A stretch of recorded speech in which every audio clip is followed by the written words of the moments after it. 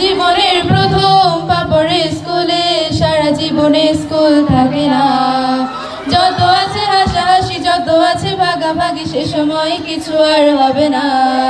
সবে মিলে কারাকারি, একই সাথে মারামারি, কখনো কেউ তো আর করবে না। হুট করে ফিরে এসে লুট করে নিয়ে যাবে, সময় তো ধরে রাখা যাবে না। আমাদের বাজে স্বভাব কোনোদিন যাবে না, আমাদের বাজে স্বভাব কোনোদিন যাবে না। অ্যাসেম্বলিতে সবাই মিলে জাতীয় সঙ্গীত না গেয়েও মুখে নাড়ানাড়ি আর হবে না। দুই নখ পিড়িতে উঠা বসা বন্ধ করে শুধু বসে থাকায় আর হবে না।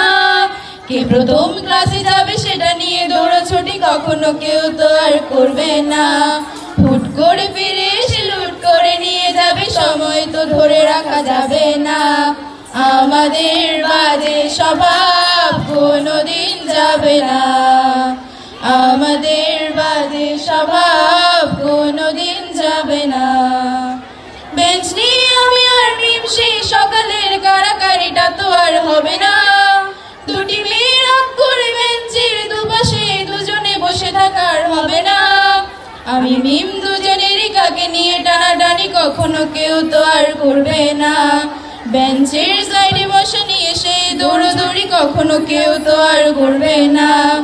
আমাদের বাজে স্বভাব কোনোদিন যাবে না, আমাদের বাজে স্বভাব কোনোদিন যাবে না। ক্লাসে বসে আমার লবণ মরিচের সাথে ঘন্টাগুলো আর তো বের হবে না। প্রত্যেকের হাতে হাতে মধুবনে সেই ব্যাগে কোনোদিন আর তো দেখা যাবে না।